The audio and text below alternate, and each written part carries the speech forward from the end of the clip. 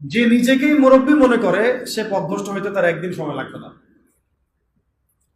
আমরা এখন অনেক ওলামায়ে কেরামের এক্সাম্পল দিতে পারবো, পাবলিকের নাম বলতে যাচ্ছি না, শুধুমাত্র নিজেকে মুরব্বী মনে করার কারণে এবং তার মাথার উপরে কোনো মুরব্বী না থাকার কারণে মুহূর্তের মধ্যেই পদস্খলিত হয়ে গেছে। এমন হচ্ছে সকালে হয়তো মুমিন ছিল, বিকালে কুফরি কথা বলে ফেলছে।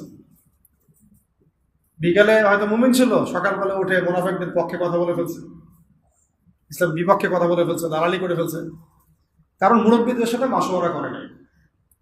এই জন্য, আর এটা হলো তাদের কথা বললাম যারা মানে ফান্ডামেন্টাল আলেম, এরকম অনেকেই এরকম পরিস্থিতির শিকার হয়ে গেছে। আর আমরা যারা আলেম না, জেনারেল শিক্ষিত মানুষ বা শরিয়াত অত বুঝি না, তারা যদি মুরব্বী মেনে না চলি আমাদের কি অবস্থা হতে পারে। তো এখন এখানে আমি চলমান প্রেক্ষাপটে একটা খালি আফসোসের কথা বলি। সবাই অনেক কিছুই হলো, অনেক কিছুই হচ্ছে, আবার অনেক কিছু হবে, তাই না? কিন্তু যারা এখানে নেতৃত্ব দিচ্ছেন বা লিডিং রোল প্লে করছেন, তাদের মাথার উপরে কোন কোন মুরব্বীদেরকে তারা রেখেছেন এটা আমি জানতে চাই। কোন কোন বরেণ্য বিদগ্ধ ওলামায়ে কেরাম আর মুরব্বীদের সাথে মাশওয়ারা করে আপনারা কাজ করছেন? কারণ আমার খুব ইচ্ছা, যদি করেন আলহামদুলিল্লাহ, যদি না করেন তাহলে এটা খুবই গলত একটা কাজ হচ্ছে। উচিত ছিল বরেণ্য ওলামায়ে কেরামদের সাথে মাশওয়ারা করা, পরামর্শ করা। ওলামায়ে কেরাম আপনার ঘরের দরজার সামনে যাবেন না, তো আপনাকে আসতে হবে ওলামায়ে কেরামের দরবারের সামনে। জ্ঞান কারো কাছে হেঁটে হেঁটে যায় না, আপনাকে জ্ঞানের কাছে আসতে হবে। আর বরেণ্য ওলামায়ে কেরামদেরকে ফেসবুকে পাবেন না তো এইভাবে। ফেসবুক ইউটিউবে খালি সার্চ মারলেই তো হবে না যে কাদের ওয়াজ মানুষ বেশি শোনে আর কাকে মানুষ বেশি বড় আলেম মনে করে। নো, আপনাকে দেখতে হবে যে আলেমরা কাকে আলেম মনে করে, আমজনগণ কাকে আলেম মনে করে, এটা বড় কথা না। আমজনগণ যদি আলেম মনে করে ভোটাভুটি হয়, তাহলে আমি তো কালকে প্রেসিডেন্ট হইতেও পারি, আল্লাহ যদি চান। বা আরো অনেকে আছে, আজারি ভাই আছে, আমাদের আরো অনেক ভাই আছে, ভোটাভুটি নিলে তো তারাও ভালোই করবে, খারাপ হবে না, তাই না? জনপ্রিয়তা আছে বাংলাদেশের অনেক কিছু, ইসলামিক ক্ষেত্রেও, রাজনৈতিক ক্ষেত্রেও এবং সামাজিক ক্ষেত্রেও অনেক বিশেষ সিদ্ধান্ত গৃহীত হচ্ছে ফেসবুকের মাধ্যমে। ফেসবুকে একটা হাইপ তুলে দেন, দেখা যাবে মানুষ, দেখা যাচ্ছে ওইটাকে নিয়ে সারাদিন বসে আছে, ঘুরে ফিরে ওইটা সামনে আসতেছে, এটা নিয়ে সবাই লেখালেখি করতেছে, পরে ওইটার আলোকে একটা সিদ্ধান্ত বাস্তবায়ন হয়ে গেল। সুবহানাল্লাহ, সুবহানাল্লাহ, কি জাহালাত, কি ফিতনা! কেন জাহালাত ফিতনা বলছি? একটা এক্সাম্পল দিলে বুঝবেন, একটা খালি এক্সাম্পল দিব। মনে করেন এটা উমর রাদিয়াল্লাহু আনহুর শাসন, একটু মনোযোগ ধরে রাখেন। কার শাসন? উমর রাদিয়াল্লাহু আনহুর শাসনে যারা জনগণ, তারা সবাই সাহাবী না? তারা আল্লাহর রাসূলকে দেখেছেন না? এই দীর্ঘ সময় রাসূলের সহবত ছিলেন না? ওই জামানার একজন ব্যক্তি কি এখনকার সব মানুষের চেয়ে উত্তম না? বুঝলেন কথা? কিন্তু উমর রাদিয়াল্লাহু আনহু সমস্ত সাহাবীদের সাথে এই তথাকথিত গণতান্ত্রিক পদ্ধতিতে মাশওয়ারা করতেন না। মাশওয়ারা করার জন্য ওই সাহাবীদের মধ্যেও বাছাইকৃত একটা প্যানেল ছিল তার, যেটাকে বলা হতো মজলিসে শুরা। কি বলা হতো?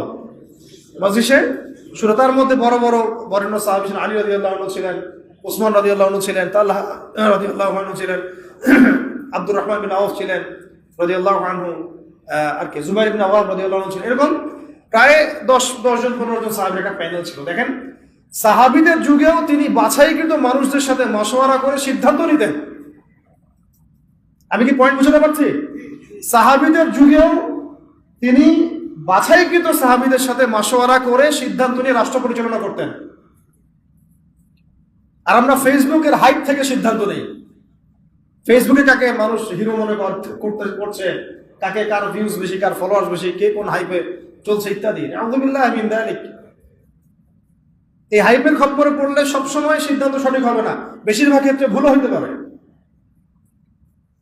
অমুক ইসলামী সংগঠনের আমির কে হবে, এটার ফয়সালা হচ্ছে ফেসবুকে। আর ফেসবুক তো ইউজ করতেছে সবাই, মানুষ, জিন, ইনসান, গরু, ছাগল, হাঁস, মুরগি, সবগুলো। যেদিন বুঝে না যে আলেম না, যে কোরআন পড়তে পারে, যে পারে না, সবাই ইউজ করতেছে, সবাই মতামত দিচ্ছে। আর সবার মতামত সামনে যখন আসতেছে, একটা বিশৃঙ্খল অবস্থা। এটা একটা এক্সাম্পল দিলাম। উমর রাদিয়াল্লাহু আনহু সমস্ত সাহাবীদের মধ্যে থেকে বাছাইকৃত সাহাবীদেরকে নিয়ে মজলিসে শুরার মধ্য দিয়ে সিদ্ধান্ত নিয়ে রাষ্ট্র চালিয়েছেন বলেই তো ওই যুগটাকে বলি আমরা সোনালী যুগ। ওই জামানায় যদি ফেসবুক থাকতো তাহলে অবস্থা খারাপ ছিল। সলফে সালেহিনদের যুগে এই ফিতনাটা আসে নাই বলে তাদের চরিত্র আল্লাহ পাক হেফাজত করেছে।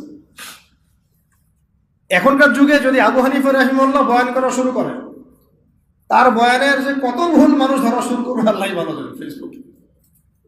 যাই হোক, ওইটা আলাদা ইস্যু, আমি ওইদিকে আর গভীর করছি না। আমি বলতে চাচ্ছিলাম যে মাথার উপরে কি রাখা ভাই, বরেণ্য ওলামায়ে কেরামদের মুরব্বীদের একটা প্যানেল রাখা, অন্তত 5 জন 10 জন যতজন পারেন আপনি, অন্তত একজন বলবো আমি, অন্তত কয়জন, অন্তত একজন আপনার শায়েখ থাকা উচিত, মুহাক্কিক হকপন্থী আলেম শায়েখ থাকা উচিত। এবং তাদেরকে আপনি ফেসবুকে খুঁজে পাবেন জরুরি না, কারণ বরেণ্য ওলামায়ে কেরামদের আমি দেখেছি তাদের 99%ই ফেসবুক ইউজ করে না। তার মানে কি বাংলাদেশে কোনো আলেম নাই? ফেসবুকে ঢুকলে তো আপনি যাদেরকে দেখছেন এরা বাদ দিয়ে কি বাংলাদেশে কোনো আলেম নাই? মুহাক্কিক ওলামায়ে কেরাম যারা আল্লাহর ওলি টাইপের মানুষ, তাদের কারোরই ফেসবুক অ্যাকাউন্ট নাই।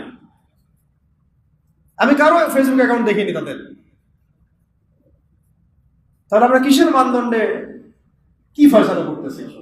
এখন এই মানুষগুলো কি আমার দরজায় হেঁটে হেঁটে আসবেন, না আমাদেরকে তাদের কাছে যেতে হবে? তো কই আমরা জাতিগত সিদ্ধান্ত নেওয়ার সময় কই গেলাম, কই যাচ্ছি, কোথায়? বড় খোঁজারও তো চেষ্টা করছেন। আমাকে বলেন, একটা দলিল দেই।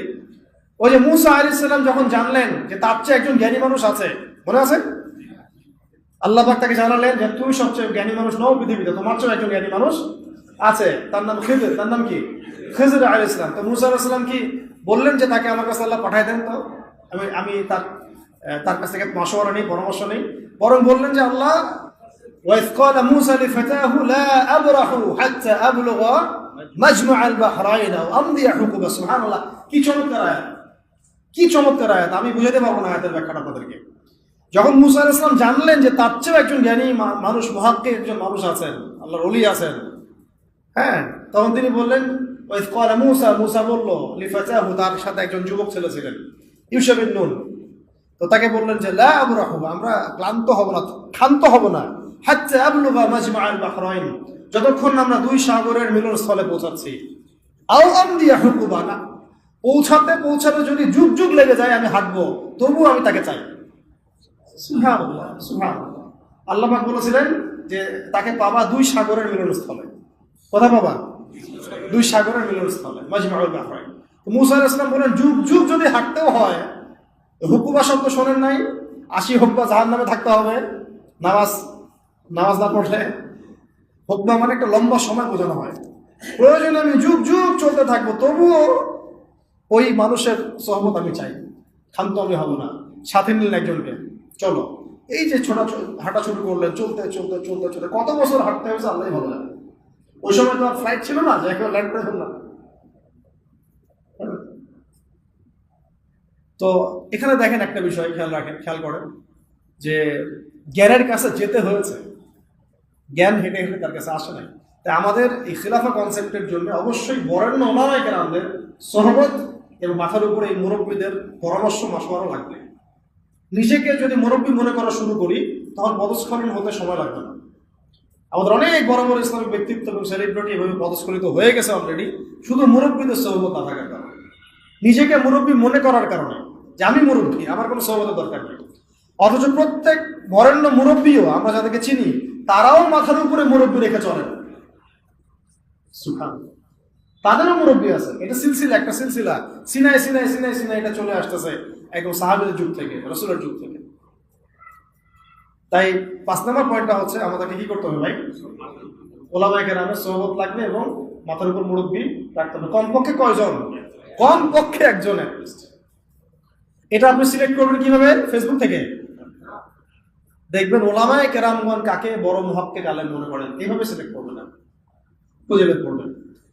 তাদের সংখ্যা 1 জন হতে পারে, 10 জন হতে পারে, 100 জন হতে পারে। আমাদের মাশওয়ারার এই সুন্নতটাকে চালু করতে হবে।